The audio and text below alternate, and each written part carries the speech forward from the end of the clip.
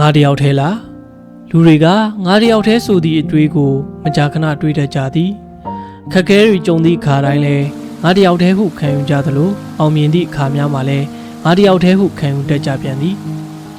အဆိုပါငါတယောက်ထဲဆိုသည့်အတွေ့ကပင်ဤလူများ၏နေ့စဉ်ဘဝတွေကိုပင်ပန်းစေသည်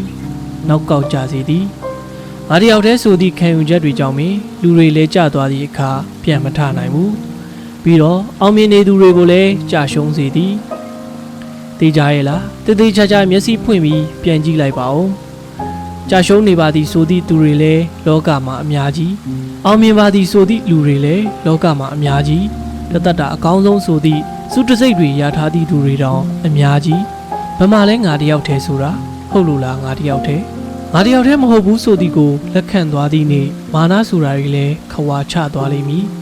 ငါတယောက်တည်းမဟုတ်ဘူးဆိုတာကိုတီးလိုက်ရသည့်နေ့မှာစိတ်သက်ကြနေတာတွေလည်းအနေနဲ့များပြန်ပြီးမြင့်တက်လာလိမ့်မည်တကယ်တော့ဤငါတယောက်တည်းဆိုသည့်အတွေ့ကလူများ၏ဘဝကိုအတားအဆီးတစ်ခုအနေဖြင့်လိုက်လံပိတ်ပင်နေခြင်းပဲဖြစ်သည်ကြာရှုံးပြီးအောက်ဆုံးကိုရောက်နေပြီဟုခံစားနေရသည့်သူကလည်းငါတယောက်တည်းဆိုသည့်အတွေ့နှင့်နလန်မထူနိုင်ဘူးအောင်မြင်မှုတွေရနေတဲ့ဆိုသည့်သူကလည်းငါတယောက်တည်းဆိုသည့်အတွေ့နှင့်သူ့အောင်မြင်မှုတွေကထိုနေရာမှာရပ်တန့်နေသည်အသက်လည်းထပ်ဖြစ်မလာဘူးသူများတွေကိုထပ်ဘလောက်များအောင်မြင်နေပြီလဲဆိုတာလဲသူမမြင်တော့ဘူး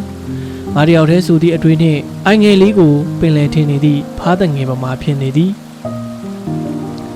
အောင်မြင်မှုကြာရှုံးမှုဆိုတာတွေကတိတ်ပြီးဘဝကိုမဆန်းကျင်စေဘူးအဆိုပါနောက်မှာငါတယောက်တည်းမဟုတ်ဘူးဆိုသည့်အသည့်လေးကိုထပ်ဖြည့်လိုက်မှဘဝကြီးကဆန်းကျင်သွားမည်ကြာရှုံးနေသူကိုလည်းနလန်ပြန်ထနိုင်စေသည်အောင်မြင်နေသူကိုလည်းပိုပြီးအောင်မြင်စေနိုင်သည်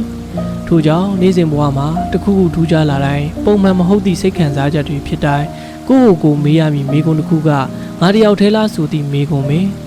စိတ်ဓာတ်တွေကြာနေပြီဆိုကိုယ့်ကိုယ်မေးလိုက်ငါတယောက်ထဲလားအောင်မြင်မှုတွေကြောင့်ပျော်ရွှင်နေရင်လည်းမေးလိုက်ငါတယောက်ထဲလားဤလေ့ချင်းဤသိဉာဏ်ကဘဝကိုတစ်မျိုးတစ်ဖုံပြောင်းလဲသွားစေမည်ဘဝနေနည်းတစ်ခုဖြစ်ကျင့်သုံးသည့်အခါဘဝမှာစိတ်ဆင်းရဲရတာတွေနည်းမည်စိတ်ဖိစီးမှုရောကြမည်ပြန်ကျင်ဆိုင်ကျင်သည့်စိတ်တွေနည်းလာမည်မာနဆိုတာလည်းလျော့လာမည်ထို့ကြောင့်မေးလိုက်ပါငါတယောက်ထဲလား